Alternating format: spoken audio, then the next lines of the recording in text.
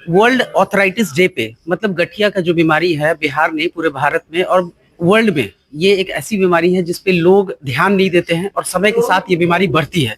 इसी पे हम बात करेंगे। हमारे साथ डॉक्टर अश्विनी जी हैं। सर, सबसे पहले आप अपना परिचय दीजिए और हॉस्पिटल का एड्रेस बताइए। मेरा नाम डॉक्टर अश्विनी हुआ।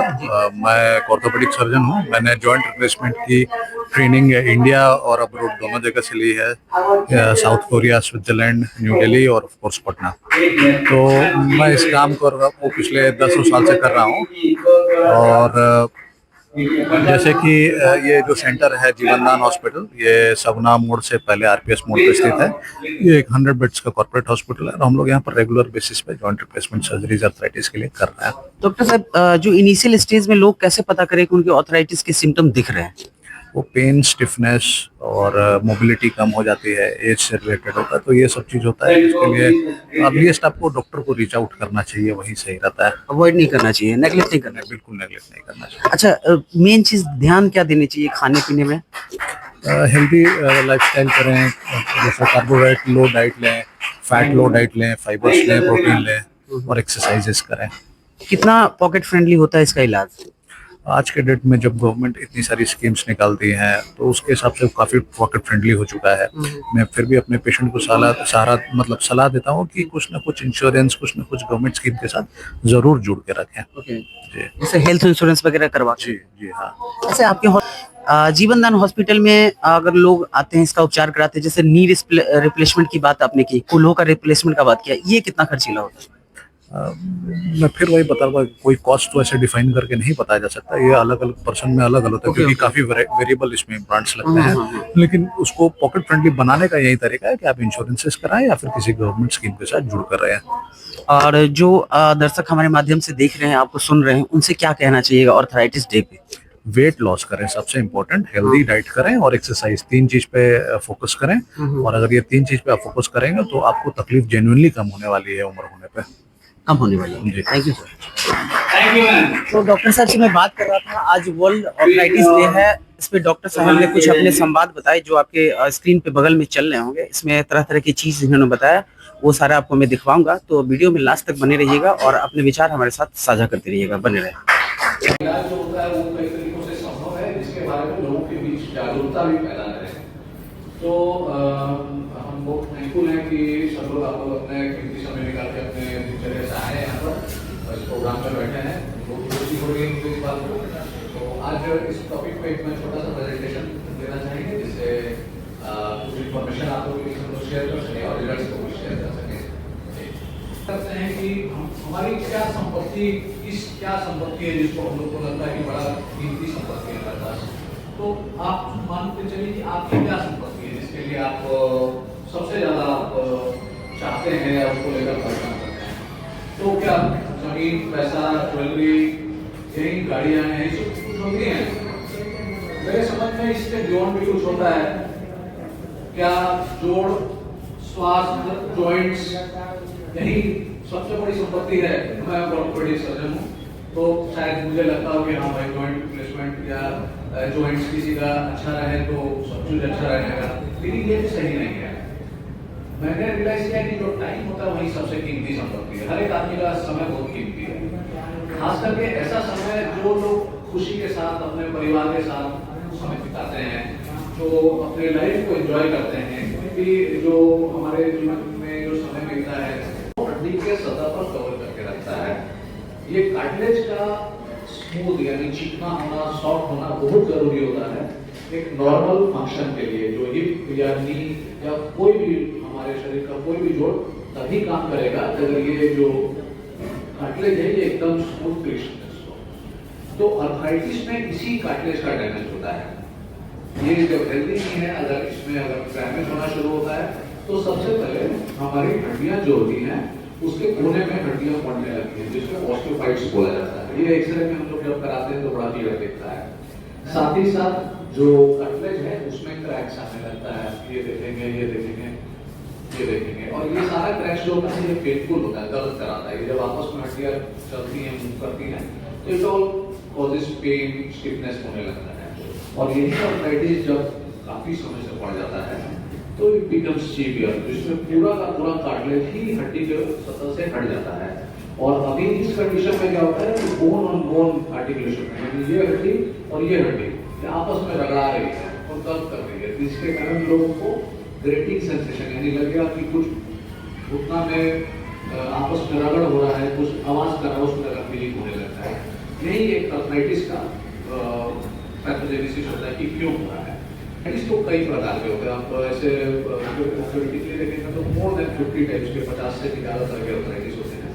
लेकिन आज हम लोग चर्चा करेंगे जो दो कॉमन आर्थराइटिस है जो डे टू डे बेसिस पे मिलते हैं हमारे आपके सबके परिवार में। यही दो आर्थराइटिस ओनली मिलते हैं। तो पहला होता है ऑस्टियोआर्थराइटिस। ऑस्टियोआर्थराइटिस इस तरह के पैर वाले काफी लोग मिलते हैं। और दूसरा होता है रूमेटॉइड आर्थराइटिस जो कि छोटे जोड़ों को इन्वॉल्व करता है, उंगली, कलाई, घुटनी, कंधा। तो ये दो आर्थराइटिस कॉमनली मिलते हैं। ऑस्टियोआर्थराइटिस जो होता है ये मोस्ट कॉमन, इनफैक्ट जो आर्थराइटिस में भी सबसे ज्यादा ऑस्टियोआर्थराइटिस ही मिलता है। इसमें 20-28% लोग 40 वर्ष के ऊपर से ये अफेक्टेड हो जाते हैं, और 50 साल या 60 साल हो गए बहुत ही कॉमन, आपको हमको सभी को हो जाता है। ये नियर एंड डियर टाइप का आर्थराइटिस है, यानी कि जैसे जैसे जीवन बढ़ रहा है वैसे वैसे घुटना खींच रहा है, जैसे जैसे जीवन बढ़ रहा है, बाल सफेद हो रहे हैं, आँख में मोतिया में बढ़ रहा है, उसी तरह से आर्थराइटिस भी हो रहा है। एक तरह का डीजेनरेटिव डिजीज है, यानी ये हम इसको प्रिवेंट नहीं कर सकते हैं। जैसे सफेद बाल होंगे उसको रोक नहीं सकते हैं, उसी तरह से आर्थराइटिस होगा। किसको ज्यादा सफेद बाल होंगे या किसको ज्यादा आर्थराइटिस होगा इसको पहले से नहीं पता है। एज के साथ वेट के कारण होता है। वजन अगर किसी का ज्यादा है तो कम उम्र में भी आर्थराइटिस हो जाता है, जो कि काफी डैमेजिंग होता है। इसमें मुख्यतः घुटना, दूल्हा या हाथ में अंगूठे की हड्डी इन्वॉल्व होती है। ये 3 जगह है मोस्ट कॉमन ऑस्टियोआर्थराइटिस का। इसी के विपरीत जो दूसरा बीमारी होता है जिसको रूमेटॉइड आर्थराइटिस बोलते हैं, दूसरा आर्थराइटिस है, ये थोड़ा रेयर है। ये एक ऑटो इम्यून डिसऑर्डर है, यानी शरीर के जोड़ के अगेंस्ट काम करने लगती है और जो जोड़ों को डैमेज करने लगती है, खास करके छोटे जोड़, उंगलियों के जोड़, कोहनी, कंधे, कलाई, ये सब, साथ ही साथ घुटने और कूल्हे को भी डैमेज करती है। रूमेटॉइड आर्थराइटिस का भी इन्वॉल्वमेंट बायलैटरल होता है, यानी ऑस्टियोआर्थराइटिस जैसे मान लीजिए घुटने में हो रहा है तो इसमें दोनों साइड होगा, पूरा दोनों साइड का जाएगा, उंगलियां दोनों साइड की जाएगी, सिमेट्रिकल इसको बोला जाता है। तो हम लोग कैसे इसका सिम्टम्स, तो ये जैसे ना हम लोग सब लोग के घर में कोई ना कोई पर्सन होते हैं कि कोई फलाना पर्सन है कि मेरी सास की बहन के पूरे में इतना दर्द होता है, फलाना शादी में जाना था नहीं जा पाए, तो बड़ा तकलीफ रहा। लक्षण जो है ये ऑस्टियोआर्थराइटिस का हो रहा है। तो इसका लक्षण सबसे कॉमन, मोस्ट कॉमन लक्षण है सो है पेन। पेन होगा एक्टिविटी के, कुछ काम कर गया है, टहल गया है तो दर्द शुरू हो गया, फिर बैठ गए तो आराम हो गया, तो ये हो गया पेन। दूसरा नीचे बैठने में, जैसे चुपू के हम लोग जैसे बैठते हैं, इंडियन स्टाइल जो बाथरूम होते हैं जो फ्लोर पे होने लगती है, सीढ़ियाँ चढ़ने में परेशानी, लंबे समय वॉक करने में परेशानी, ये सब शुरू हो जाता है। आवाज करने लगता है, जैसे मैंने बताया हड्डियाँ आपस में रगड़ाती हैं तो आवाज करती है, तो ये एक लक्षण होता है। लोगों को कई बार इतना आवाज होता है कि कान से सुनाई देता है कि उतना आवाज कर रहा है। वैसे लॉस ऑफ मूवमेंट, यानी पूरा मुड़ना घुटना बंद हो जाता है, पूरी तरीके से नहीं मुड़ पाता है, स्टिफनेस हो जाता है, तो ये सारा चीज परेशानी होने लगता है। डिफॉर्मिटी, ये सबसे विजिबल डिफॉर्मिटी है। हमारे पास पेशेंट जब भी आते हैं तो यूजली कभी पहुंचते हैं जब उनका पैर टेढ़ा होने लगता है। ये सिर्फ हमारे देश में नहीं, पूरे इनफैक्ट साउथ ईस्ट एशिया में, जैसे कि इंडिया हो गया, कोरिया हो गया, जापान हो गया, ये पूरे साउथ ईस्ट एशिया में जब तक पेशेंट्स को डिफॉर्मिटी नहीं हो जाता है, चाइना हो गया, लोग हॉस्पिटल नहीं आ पाते क्योंकि तब तक डिफॉर्मिटी काफी ज्यादा बढ़ चुकी रहती है। तो इसमें आर्थराइटिस में जोड़ों के लक्षण के अलावा 9 जोड़ के अलावा भी लक्षण होते हैं, खास करके जैसे एंजाइटी हो गया, डिप्रेशन हो गया। जो पेशेंट रहते हैं लोग चूंकि जो उनका जीवन चल रहा है या जो करना चाहते हैं वो नहीं कर पाते हैं, तो ग्रेजुअली डिप्रेस हो जाते हैं, एंजाइटी रहता है, आगे चल कर क्या होगा, फिर सहारे की जरूरत पड़ने लगती है। वो मेंटली होते हैं, उनको सहारे की जरूरत नहीं है, और फिजिकली वो परिवार में किसी की सहायता खोजने लगते हैं कि कोई भाई रहे, कोई पिता रहे, जो उनको हर साधारण काम में लिमिट कर देते हैं। जब हम लोग स्टैंडिंग एक्सरे कराते हैं तो हम लोग फिर स्टेजिंग कर लेते हैं कि कैसे एक्सरे में कैसे धीरे धीरे धीरे करके गैप खत्म होते जा रहा है, जो कि हमारा सीवियर ग्रेड ऑस्टियोआर्थराइटिस का वीडियो हमने देखा था उससे मिला है। ये एक इंडिकेटर हो जाता है कि कैसे आर्थराइटिस का गैप खत्म हो रहा है और आर्थराइटिस बढ़ रहा है। चलिए आर्थराइटिस हो गया, अभी इसको हम लोग कई बार नहीं अपने कंट्रोल से कर सकते, क्या कर सकते हैं हम लोग नाउ व्हाट सबसे इफेक्टिव जो आप कर सकते हैं बिना किसी से मिले, बिना किसी वजन कम कर सकते हैं। वेट लॉस जो होता है वो सिंगल मोस्ट इफेक्टिव वे है। जो आप अपने शरीर का 10% अगर वजन भी कम कर लेंगे, अगर आप 80 किलो के हैं, अगर 8 किलो भी आप कम कर लेंगे, तो जो आपका दर्द है वो 50% आधा कम हो जाएगा। तो इतना इफेक्टिव होता है सिर्फ वजन कम करने से, मोस्ट इफेक्टिव। और ये जितने भी दुनिया में स्टडीज हुए हैं, दो ही चीज का कंफर्मेशन आज तक हुआ है जो काम करता है। तो पहला है वेट लॉस, उसमें से तो ये हमेशा मेरे पेशेंट्स को आता है कि लोगों को वेट लॉस के लिए प्रयास करना चाहिए। अभी वेट लॉस कैसे कर सकते हैं, बड़ा कठिन काम है। तो पहला तो हो जाता है फूड हैबिट्स, डाइटिंग से। आप लो फैट, लो कार्बोहाइड्रेट होता है ना, कि चावल कम खाएं, मीठा कम खाएं, आलू कम खाएं, जिसमें तुरंत शुगर स्पाइक करता उस तरह के खाना का अवॉइड करें। फैट जितना छाना तला है वो सब चीज़ों को अवॉइड करें। साथ ही साथ फाइबर से अधिक लें। फाइबर यानी कि सलाद जैसा हो गया, तो खाने से पहले आपको चाहिए कि पहले एक कटोरी सलाद ले लें, फिर उसके बाद फिर अपने मेन खाने पे पहुँचें। कि जब तक आप मेन खाना जाएंगे तब तक ऑलरेडी आपका पेट आधा थोड़ा सलाद से भर चुका होगा। तो ये एक्सरसाइज और ये फूड। एक्सरसाइज बहुत लोग जिम जाते हैं, सबके लिए संभव नहीं हो पाता है। मॉर्निंग वॉक बड़ा बेसिक चीज़ है। अगर 25 मिनट 30 मिनट भी रोज मॉर्निंग वॉक करें तो घुटने का अच्छा एक्सरसाइज हो जाता है। लोगों के मिसकंसेप्शन भी होता है कि मान लीजिए घुटने में आर्थराइटिस हो गया तो चलेंगे तो और खराब हो जाएगा। और उसका जो कार्टिलेज होता है उसका हेल्थ बढ़ता है, इंप्रूव करता है, तो चलना काफी अच्छा होता है। योगा आजकल टीवी पे योगा आता है, मोबाइल पे योगा, यूट्यूब पे लोग देख के सीख सकते हैं। बेसिक योगा अपने घर में परिवार में खुद 2-3 लोग मिलकर करते हैं। तो ये लोगों को लाइफ स्टाइल में अपना लाना पड़ेगा कि हेल्दी खाएं और एटलीस्ट किसी भी प्रकार का कुछ एक्सरसाइज करें। ये सब करने के बाद अपनी एक्सरसाइज है, ये सेकंड मोस्ट इफेक्टिव है। घुटने का एक्सरसाइज अगर कर रहे हैं तो घुटने में आर्थराइटिस का जो सिम्टम्स होता है वो काफी इंप्रूव कर जाता है।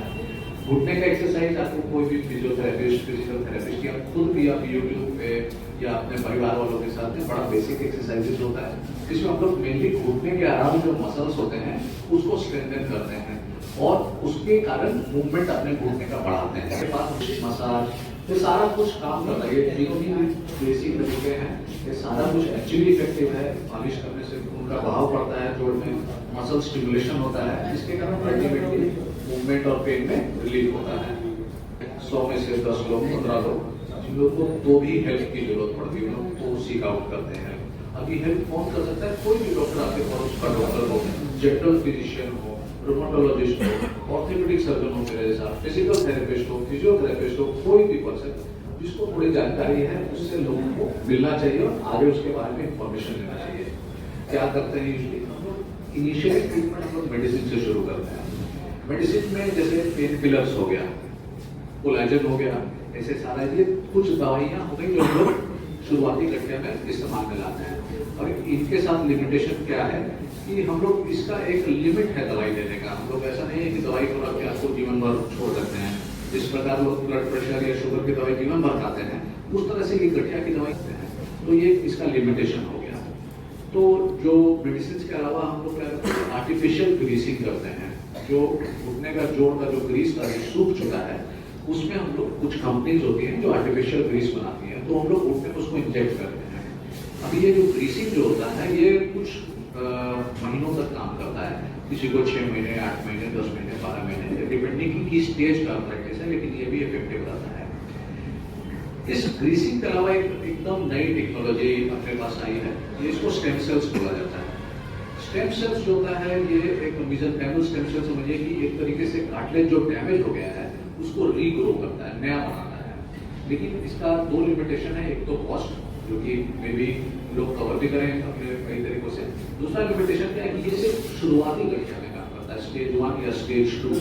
तो जो शुरुआती गठिया जो हम लोग बोलते हैं कि हाँ दवाई खाइए और अब सोचिए क्या हो, उसमें हम लोग इसको ट्राई करते हैं स्टेम सेल्स। ये कार्टिलेज जो इरोड हो चुका है उसको नया बनाता है और वापस एक चांस मिलता है कि हम लोग वापस हेल्दी जॉइंट की तरफ बढ़ सकें। इसके अलावा अगर उम्र कम है किसी का और उसको कम उम्र में आर्थराइटिस हो गया तो हम लोग लोगों को सलाह देते हैं जॉइंट प्रिजर्वेशन सर्जरीज का, यानी कि जोड़ का जो हिस्सा खराब हो गया है उससे हम लोग वजन हटा के लाइफ जोड़ का बढ़ा दें। उसमें से एक जो हम लोग कॉमनली सर्जरी करते हैं वो है थाई टी वेलोस्टोमी। इसमें हम लोग जो हिस्सा जिस पे वजन ज़्यादा पड़ रहा था उसको हम लोग हड्डी को कट करके एंगल चेंज करके वजन ट्रांसफर कर देते हैं उस पार्ट पे जो कि ऑलरेडी हेल्दी है। जैसे इसमें मान लीजिए जो पेड़ है वो इसके अंदर में अगर ज़्यादा वजन पड़ा है आफ्टर सर्जरी हम लोग इसको पैर को सीधा करते हैं तो ये वजन जो होता है ये बाहर के हिस्से में पड़ने लगता है जो कि अभी भी हेल्दी है और अगला मे भी 10 साल 15 साल और आपका घुटना चल जाए जो कि नी प्रिजर्व हो जाएगा, नी रिप्लेस नहीं होगा। तो जैसे कोई प्रिजर्व करे तो फिर एक उसके बाद जो होता है वो होता है जॉइंट रिप्लेसमेंट, यानी हम लोग जोड़ को बदल देते हैं। अभी जोड़ बदलना एक मिसनॉमर है, कई लोगों को लगता है कि जोड़ निकाल के नया जोड़ लगा दिया जाता है, खास करके घुटने में। तो घुटने में जोड़ रिप्लेस नहीं करते हैं हम लोग, उसका सरफेस कम करते हैं, सरफेस जो सतह हुआ सिर्फ उसको रिप्लेस करते हैं। इस तरह का कैप्स होता है मेटल का जो हम लोग इम्प्लांट लगा देते हैं उस सरफेस में जो कार्टिलेज का खराब हो जाता है उसको हटाते हैं, सफाई करके इसको इम्प्लांट को फिक्स कर दिया जाता है सीमेंट से। और फिर चूंकि आर्टिफिशियल है इसलिए पेन नहीं करता है और घुटने को अगले 20 साल 25 साल के लिए फ्री कर देता है। तो ये बहुत ही कॉमन सर्जरी है आज के डेट में। पूरे इंडिया में करीब 3 से 4 लाख जॉइंट रिप्लेसमेंट सर्जरी हर एक साल होती है, क्योंकि पिछले 10 साल में ये एक्सपोनेंशियली ये नंबर बढ़ा है। इसमें जैसे ये देख पा रहे होंगे ये घुटना है, ये घुटना का रिप्लेसमेंट और ये हिप यानी कूलर का रिप्लेसमेंट, यही 2 रिप्लेसमेंट मुख्यतः की जाती है। इसके अलावा शोल्डर यानी कंधा या कोहनी का भी रिप्लेसमेंट किया जाता है। मेरे पास कुछ पेशेंट्स हैं जिनका फीडबैक मैं आपको दिखाना चाहूँगा कि इनका क्या किस तरीके से ये रिप्लेसमेंट का रिहैबिलिटेशन होता है, क्योंकि जॉइंट रिप्लेसमेंट को भी लेकर लोगों के मन में बहुत तरह की भ्रांति रहती है। अभी जॉइंट रिप्लेसमेंट कराते हैं तो लोग सोचते हैं कितना दिन चलेगा पता नहीं, अभी लोग करवा रहे हैं क्या होगा पेशेंट।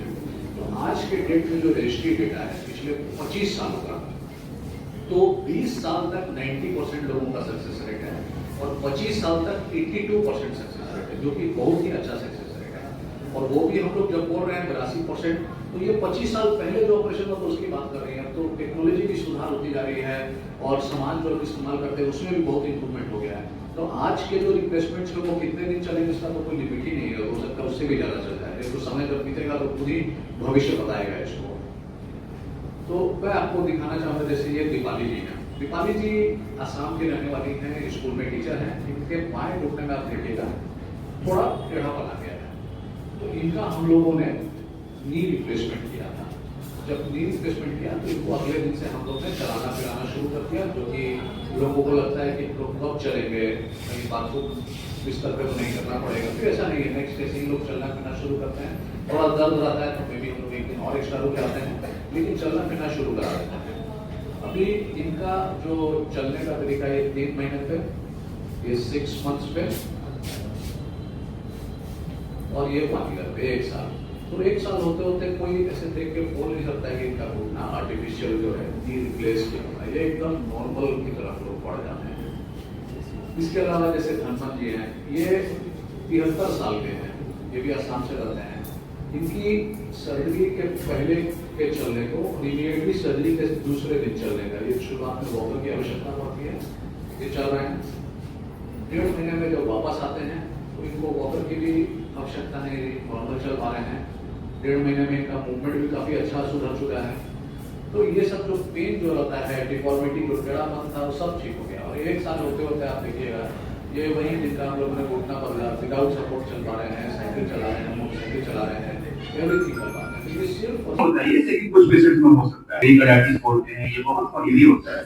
दूसरा हमारे आंख पर प्रेशर करता है, आंख पे ड्राइनेस होने लगना, स्किन में अल्सरेशन और इसके प्रभाव होते हैं, तभी इंटरपेट पे आता है, ऑल्सी होने लगती है, पेरिफेरल न्यूरोपैथी आपके जो नर्व्स में झिंझनीपन पैरों में होना या सुनापन होना, ये सब बहुत कॉमन है। इसलिए आपको इसके लिए जागरूक रहना जरूरी है।